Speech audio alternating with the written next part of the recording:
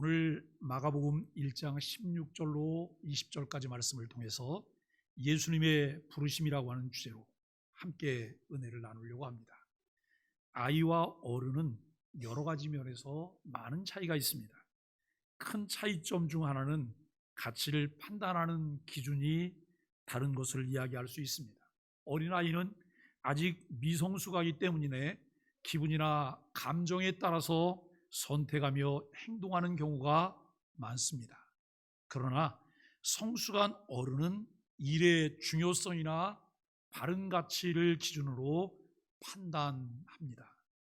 그래서 아이들은 감기에 걸렸을 때에도 욕구대로 찬 음식이나 아이스크림을 먹으려고 합니다. 반면 몸의 회복의 가치를 두고 있는 부모는 그것을 허락하지 않습니다. 옳고 그름, 바른 가치를 비교하고 판단하는 것은 신앙생활에도 매우 중요합니다. 주님의 부르심을 깨닫고 그의 이끄심에 순종하는 것이 신앙의 핵심이기 때문입니다. 예수님은 어부인 시몬과 안드레를 제자로 부르시면서 나를 따라오너라 내가 너희로 사람을 낚는 어부가 되게 하리라 라고 말씀합니다. 오늘 아침에 주일학교가 설교하는 게 내용이 들려오는데 이 내용 설교하더라고요. 사람 낚는 어부된 찬송도 부르는데 아주 고전적인 옛날 우리가 불렀던 그 찬송들을 아이들이 부르더라고요. 그래서 이게 참 오랜 세월이 지났는데도 지금도 그 찬송은 아이들이 흥겹게 부를 수 있는 찬송이다 라고 하는 생각을 합니다. 사람을 낚는다고 하는 것은 생명을 살린다고 하는 의미입니다. 그 가치는 다른 어떤 것과도 비교할 수 없습니다. 하나님의 아들 그리스도이신 예수님께서 이 땅에 오신 목적은 섬기려 하고 자기 목숨을 많은 사람의 대속물로 주려 합니다 라고 말씀합니다. 그런 목적으로 이 땅에 오신 예수님께서 공생애를 시작하시면서 그 일에 함께할 제자들을 부르셨습니다. 표면적으로만 본다면 주님의 제자가 되어 하나님 나라의 역사에 기록되는 것은 큰 영광이라고 말할 수 있습니다. 그러나 예수님께서 오신 목적과 사람을 낚는 어부가 되게 하리라고 하는 그 부르심에는 뭔가 그들이 넘어야 할 큰 언덕이 있다는 것을 생각하게 합니다. 그럼에도 시몬과 안드레 형제는 즉시 그물을 버리고 주님을 따랐습니다. 이 모습을 보면서 당연히 우리도 영혼을 살리는 일에 가치를 두고 헌신해야 한다는 생각을 하고 강조할 수 있습니다. 그러나 우리는 이 부분을 너무 쉽게 대답하고 지나쳐 버릴 수가 없습니다. 왜냐하면 마가복음을 설교하면서 누누이 강조하고 있지만 마가복음의 기록 목적이 그 당시 로마 황제인 네로의 통치 아래서 박해받는 성도들에게 그리스도의 정체성과 사명을 알리는 것입니다. 예수님은 하나님의 아들 그리스도라고 하는 마가의 선포를 이미 우리는 마음에 새기고 있습니다. 메시아로 오신 예수님은 많은 사람을 위한 대속물이 되기 위해서 오셨고 그 일을 위해서 하셨던 3대 사역을 성경은 말씀하고 있습니다. 여러분 우리 교회도 영구표가 잘 기록되어 있어요. 소망의 교회, 전파하는 교회, 가르치는 교회, 마지막이 무슨 교회예요? 치료하는 교회. 이 표가 우리 교회 영구표인데 이걸 어디서 가져왔을까? 예수님이 오셔서 공생의 기간 동안 행하셨던 예수님의 3대 사역입니다. 이 3대 사역은 예수님께서 오심으로 이미 시작되었지만 아직 최종 완성되지 않은 하나님의 나라를 바로 알고 누리게 하려고 하는 목적으로 예수님이 행하셨습니다. 결국 예수님은 보내심을 받은 목적대로 자신을 십자가에서 대속물로 주시며 다 이루셨다고 말씀하셨습니다. 성경은 죄의 싹은 사망이라 말씀하는데 범죄한 인류가 당해야 할 사망을 예수님께서 대신 담당하심으로 그를 믿는 모든 사람들을 죽음으로부터 구원하셨습니다. 예수님은 자신이 누구인지 그 정체성에 따라 어떤 일을 하셨는지 그리고 그와 관련해 구원받은 하나님의 자녀로 부름받은 이들에게 어떤 사명으로 부름받았다는 사실을 분명하게 마가복음을 통해 전해주고 있습니다. 예수님은 그 일을 위해서 우리가 베드로라 부르는 시몬과 그의 형제인 안드레를 부르시고 세베대의 아들들인 야고보와 요한도 제자로 부르셨습니다. 이들은 모두 어부라는 공통점이 있습니다. 자신들에게 맡겨진 일에 성실하게 최선을 다하다 예수님의 부르심을 받았습니다. 이들 두 형제는 주님이 부르시자마자 모든 것을 버려두고 예수님을 따랐습니다. 여러분, 여기 버려두고라고 하니까 거부감이 좀 있을 수도 있어요. 그런데 이 말을 살짝 바꾸면 무슨 말이냐면 모든 것을 남겨두고 주님을 따랐다는 말입니다. 직업이 어부였던 이들이 배와 그물을 버렸고 아버지 세베대와 다른 일꾼들과 함께 배에 버려두고 예수님을 쫓았습니다. 마가복음에서 마가가 강조하려는 것이 나를 따라오너라는 예수님의 부르심을 대하는 제자들의 태도라고 할 수 있을 것입니다. 여러분, 신앙생활하면서 태도가 중요해요. 나는 어떤 태도로 신앙생활하고 있을까? 어떤 태도로 내가 성경을 대할까? 어떤 태도로 나는 예배할까? 나는 어떤 태도로 내가 하나님을 대할까? 이 부분은 우리에게 참 중요합니다. 고대 사회에서 사람 낚는 어부는 사람을 가르치고 깨우치는 교사를 의미했습니다.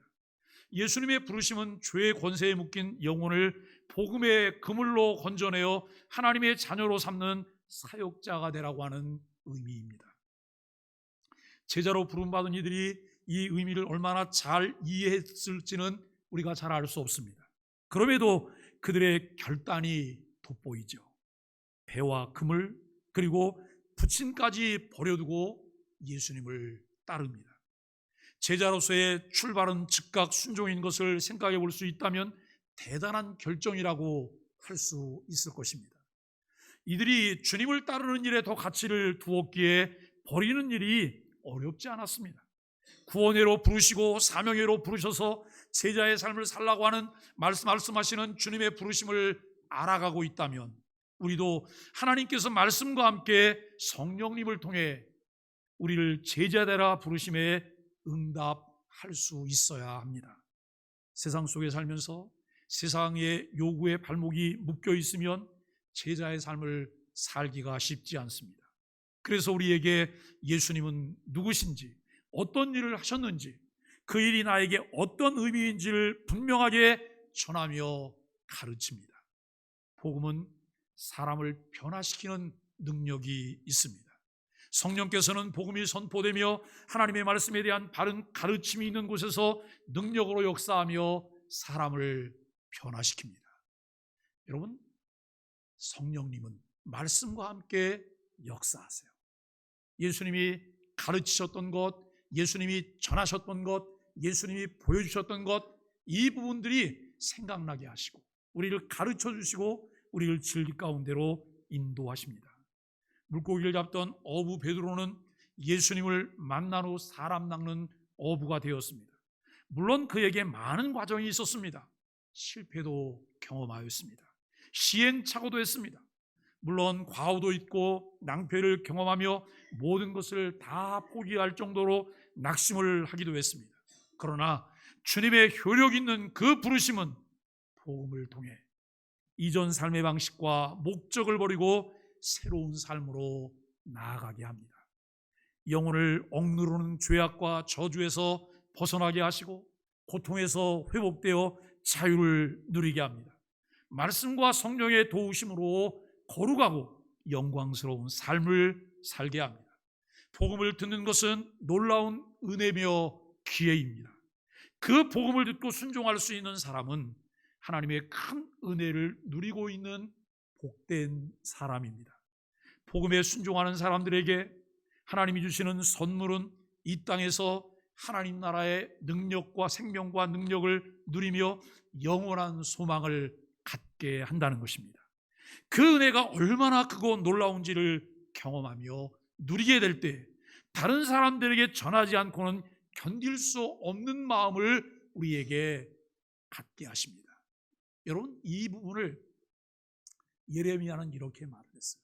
내가 여호와의 이름으로 말하지 않는다면 내 마음이 불붙는 것 같아서 견딜 수가 없다라고 하는 거예요. 근데 여러분, 예레미야의 사역을 아는 사람은 예레미야가 이 말을 하는 것이 마음 가운데 두렵고 떨림을 조성해요. 왜요? 예레미야는 주로 심판을 많이 말했기 때문이에요. 그 백성을 향하여서 하나님의 심판에 관한 내용들을 내가 말하려고 하지 않는다면 내 마음이 불붙는 것 같아서 견딜 수가 없다라고 말해요. 사랑하는 여러분, 우리가 예수 그리스도를 믿으며 교회 생활을 하면서 내가 만난 복음은 무엇일까요? 내가 만난 예수님은 어떤 분이실까요? 그 예수님과 예수님을 통해 우리에게 주어진 복음이 내 삶을 얼마나 어떻게 바꿔놓았을까요? 우리가 복음에 대한 바른 이해가 우리 가운데 이루어지고 있다면 복음은 틀림없이 내 삶의 변화를 촉진하고 있고 계속해서 내 변화를 가져오고 있다고 하는 거예요. 그렇다면 우리가 여러분 그 복음을 통한 하나님의 은혜를 다른 사람들에게 전하지 않을 수가 없는 거예요. 사람들이 이렇게 말을 해요. 목사님, 나 혼자 신앙생활하기도 어려운데 누구한테 말해요? 나 혼자 교회 다니기도 힘든데 뭐 누구한테 말을 하겠냐 그래요. 여러분, 그 속을 안 들여다봐도 상태가 어떤지 진단이 가능할까요? 복음에 대한 감격이 없어요. 어쩔 수 없이 교회를 끌려다니듯이 교회를 다녀요. 그런 교회를 왜 다녀요? 그 생활을 왜 해야 돼요?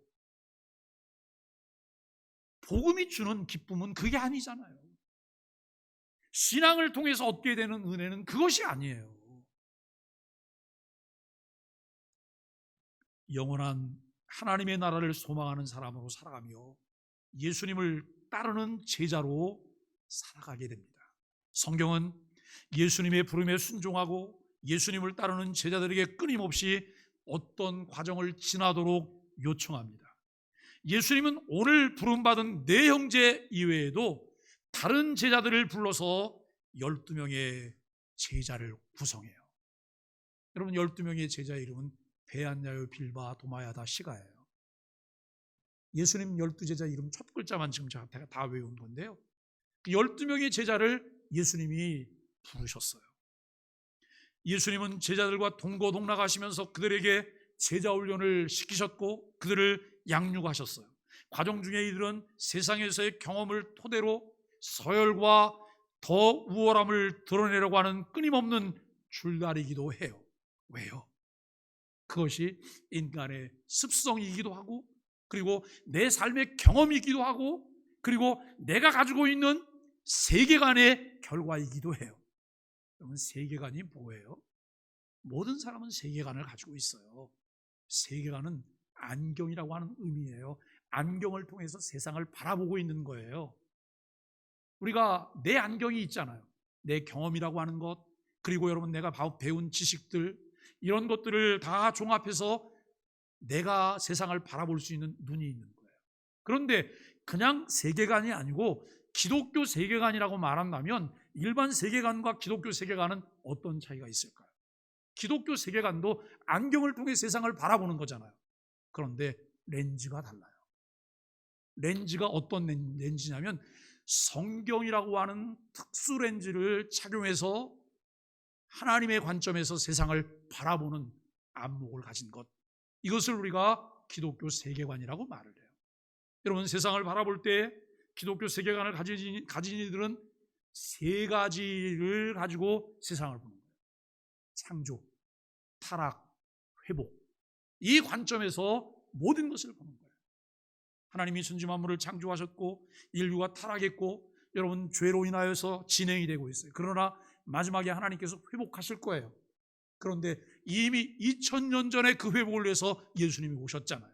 하나님의 나라가 시작이 되었대요. 하나님의 나라는 시작이 되었지만 아직 최종 완성은 되지 않았기 때문에 우리는 최종 완성될 그날을 소망하면서 우리가 살아가고 있다고 하는 것입니다. 여러분, 그저 제자들이 모였음에도 불구하고 주님이 부르신 목적은 그게 아님에도 불구하고 이들이 서열 싸움을 해요. 내가 첫째야? 내가 수제자야? 여러분, 그러면서 자기가 우월하다고 말을 해요. 이러면서 제자들도 아웅다웅하고 싸워요. 왜요? 사람이 모인 곳에는 다 싸워요. 다 싸웁니다. 예수님을 따라다니며 그를 통해 나타나는 신적인 능력도 옆에서 보고 느끼며 경험도 이들이 했습니다. 예수님은 전하시고 가르치며 치료하시는 일을 통해 자신이 누구신지를 알리는 일에도 힘쓰셨습니다. 제자들에게 엄청난 광경을 볼 수 있도록 하기도 하셨지만 매우 절제된 가르침을 그들에게 진행하셨습니다. 어쩌면 예수님에게 이 기다림이 고역일 수도 있지만 하나님은 오랜 참음으로 준비된 하나님의 사람 제자들을 만들어 가십니다. 예수님은 제자들이 일련의 과정을 진행하고 있을 때 예수님이 질문을 하십니다. 사람들이 나를 누구라고 하느냐?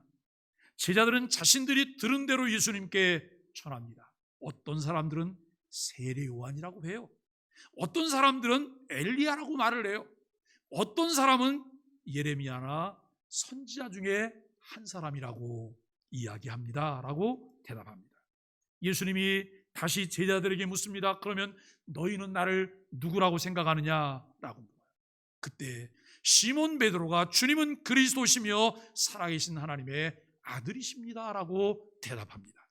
이때 예수님이 베드로에게 하신 말씀이 있습니다.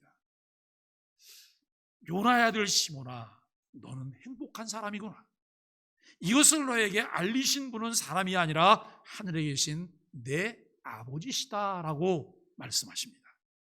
베드로는 예수님이 하나님의 아들 그리스도라고 마가가 전하는 내용과 똑같은 내용의 신앙을 고백했습니다. 이 베드로의 신앙 고백이 저와 여러분들의 고백이기도 하시죠? 그렇죠? 예수님은 그런 베드로를 향해서 너는 행복한 사람이다 라고 말해요. 너는 행복한 사람이다. 바른 신앙 고백을 가질 때 행복한 사람이라고 예수님이 말씀하셨습니다. 저와 여러분은 예수님에 대한 이해와 그분에 대한 바른 신앙 고백을 가지고 있다면 우리가 행복한 사람입니다. 이 신앙 고백을 가지고 있을 때 우리는 주님이 인정하시는 행복한 사람으로 살 수 있습니다. 이러한 고백은 그냥 주어지는 것이 아니에요. 근데 어떤 분이 이렇게 말해요. 목사님 교회를 그렇게 열심히 다녀도 마음이 기쁘지도 않고 행복하지도 않다고 해요. 당연하죠. 당연해요. 뭘 마음속에 담은 게 있어야지 행복하지요. 뭘 담아놓은 게 있어야지 여러분 그 행복하지 않을까요? 그저 교회만 왔다 갔다 한다고 해서 여러분 행복할까요? 교회에서 좋은 일 있으면 나도 좋고 나도 행복하지만 여러분 좋은 일이 없으면 나도 행복하지 않아요. 그리고 누군가 나에게 불쾌하고 불편하게 하면 여러분 마음이 힘들어요. 교회가 그게 전부인가요? 교회가 가지고 있는 것은 그게 아니잖아요. 바른 신앙 고백을 가지고 있을 때 행복한 사람들이 될 수 있다는 거예요. 예수님과 함께 동고동락하며 그를 통해 전하고 가르치고 치료하시는 역사를 경험하며 성령께서 그와 같은 고백을 하도록 인도해 주셨기 때문입니다. 그 고백으로 그 위에 주님의 교회를 세우시겠다고 말씀하십니다. 그러면서도 예수님은 제자들을 조심시키세요. 말을 아끼라는 거예요. 예수님이 하나님의 아들 그리스도라고 하는 사실을 아무에게도 알리지 말라고 하는 내용이에요. 이거 너무 중요한 거잖아요. 예수님이 그 일로 해서 오셨잖아요. 예수님이 정말 하나님의 아들 그리스도로 메시아로 이 땅에 오셨잖아요. 그런데 말하지 말라는 거예요. 왜 그러셨을까요? 아직 때가 이르지 않았기 때문에. 아직 때가 이르지 않았기 때문이라고 하는 것입니다. 우리도 예수님이 하나님의 아들 그리스도라는 사실을 아무에게도 알리시면 안 되죠. 예수님이 그렇게 말씀하셨으니까 조용히 해. 누구에게도 말하지 마. 아무에게도 전도하지 마. 그럼 우리 이장로는 어떡하죠? 정말 그럴까요? 아닙니다. 우리에게 필요한 것은 때를 어떤지 못 어떤지 항상 전파하고 가르치라고 말씀하고 있습니다. 제자로 부름받은 베드로는 그렇게 신나는 과정만 있었던 것이 아닙니다. 베드로의 신앙 고백 이후에 그때부터 예수님께서 한 단계 좀 업된 자신의 정체를 가르치시기 시작하셨습니다. 예수님이 예루살렘에 올라가 장로들과 대제사장들과 율법학자들에게 많은 고난을 받고 죽임을 당했다가 3일 만에 다시 살아나야 할 것을 비로소 밝히기 시작했어요. 이게 어느 때예요? 제자들이 바른 신앙 고백을 가지고 있는 것을 확인하셨고 확신하셨기에 예수님은 더 진전된 내용의 하나님의 뜻인 예수님이 이 땅에 오신 목적의 한 과정을 말씀하셨습니다. 그러나 베드로는 아주 진지하게 예수님을 붙들고 진심으로 그에게 간청합니다. 주님, 그럴 수 없습니다. 결코 이런 일이 일어나서는 안 됩니다라고 베드로가 이야기합니다. 여러분은 베드로의 이러한 행동을 어떻게 하실 수 있을까요? 어떻게 생각하실 수 있을까요? 여러분, 베드로 대견하지 않습니까? 사랑하는 선생님이 왜 그런 일을 당하셔야 합니까? 매우 인간적인 생각으로 예수님이 하나님의 아들 그리스도라는 것은 잊고 있는 대답을 하게 돼요. 신앙생활하면서 이 부분이 우리가 좀 고민해야 되는 부분이고 사고해야 되는 부분이고 묵상하며 사색해야 되는 부분이에요. 신앙생활이 도대체 뭘까? 신앙생활은 사람의 일이 아닌 하나님의 일을 쫓아가는 거예요. 하나님의 뜻을 발견하는 거예요.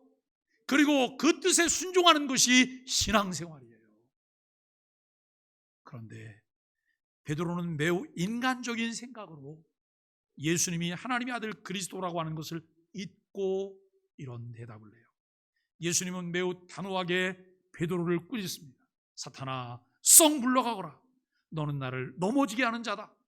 내가 하나님의 일을 생각하지 않고 사람의 일을 생각하는 자로다 라고 말씀하십니다.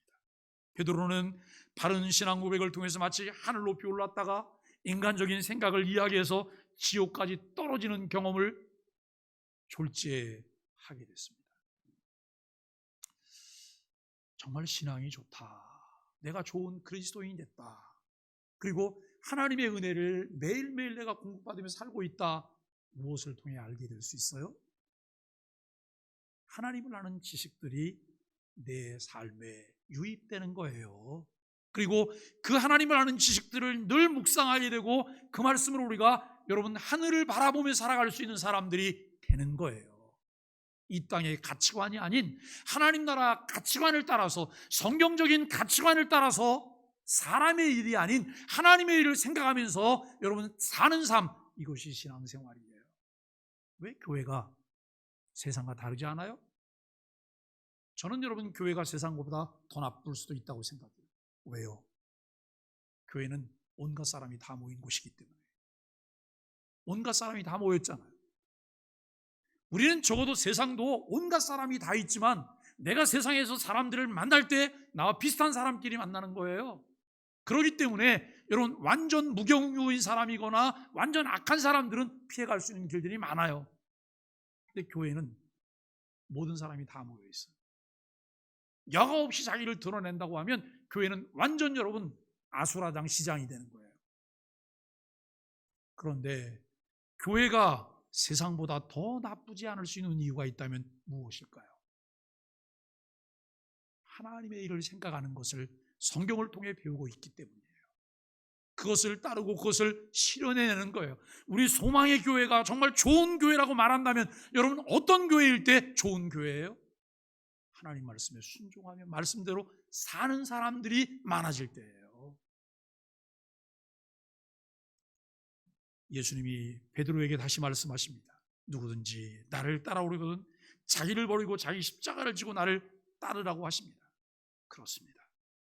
예수님의 제자로 부름받고 상당 기간 예수님과 동거동락하며 예수님의 제자로 양육이 되고 뭔가 바른 신앙 고백을 하는 자리에까지 이르렀습니다.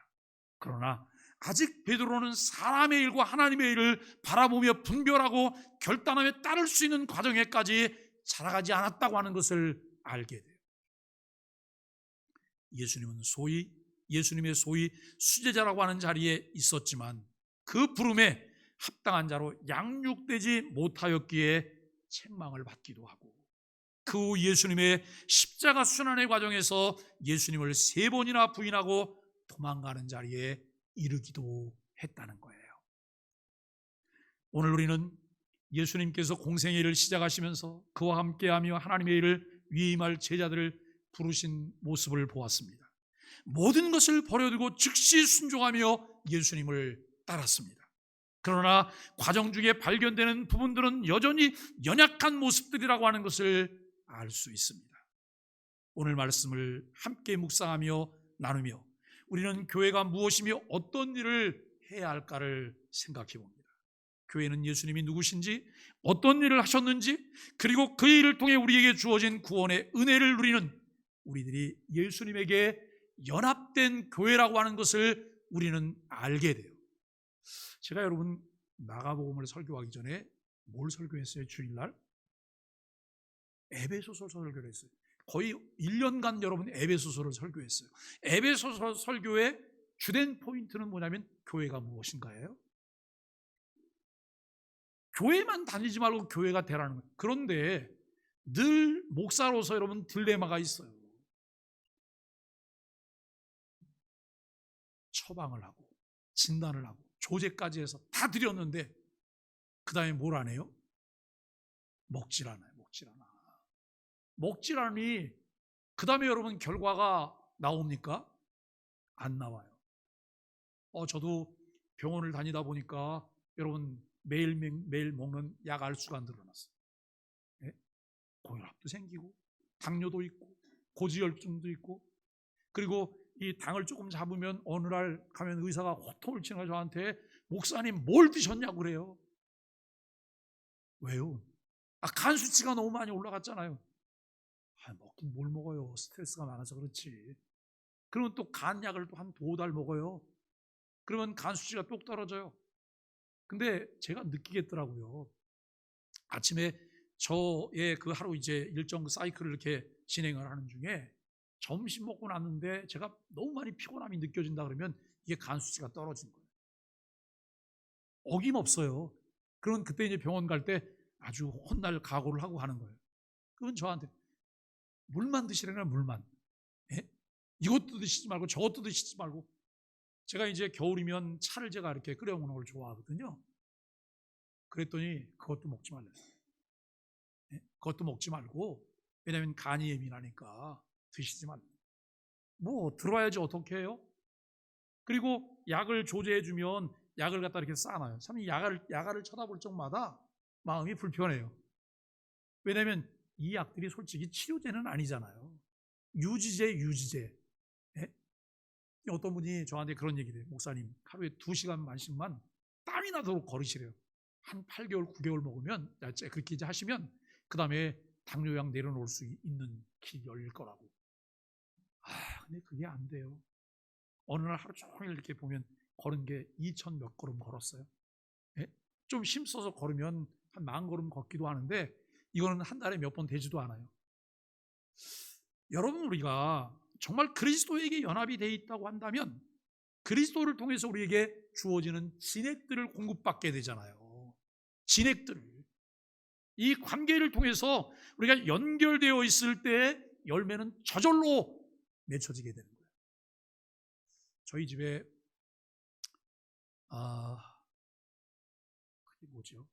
오렌지 말고 레드향. 이게 갑자기 생각해. 레드향 나무를 제가 제주도에서 몇 년 전에 한 그루 아주 작은 걸 사갖고 왔어요. 그리고 화분에 심었어요. 애지중지 물을 주면서 잘 기르고 있는데 이게 몇 년이 지나도 도무지 꽃이 안 피는 거예요. 틀렸나 보다 생각했는데 올해 꽃이 3송이가 폈어요. 3송이가 피고, 그래서 제가 사진도 다 찍고 뭐 이렇게 가서 향기가 진짜 좋더라고요. 근데 고민이 뭐냐면 거기에 꽃이 폈다고 이게 열매가 맺혀질 수가 없잖아요. 왜요? 누가 찾아와야 돼요? 벌이나 나비가 찾아와야 되는 거예요. 그래서 베란다 문을 열어놓고 다녀요. 저 없을 때라도 누가 좀 이렇게 다녀가라고. 다녀갔는지 안 다녀갔는지 잘 모르겠어요. 그런데요, 이 나무가 죽지 않고 때가 되니까 꽃이 피더라니까요. 금년에 열매가 열렸으면 좋겠어요. 3개 정도쯤. 예? 이게 여러분 신앙생활에도 똑같은 원리인 거예요. 내가 그리스도와 연합되어 있으면 내가 열매를 맺으려고 몸부림쳐서 열매가 맺혀지는 게 아니에요. 저절로 열매가 맺혀지는 거예요. 주님께서 첫 제자인 이들 네 형제를 부르시면서 사람을 낳는 어부가 되라고 하셨어요.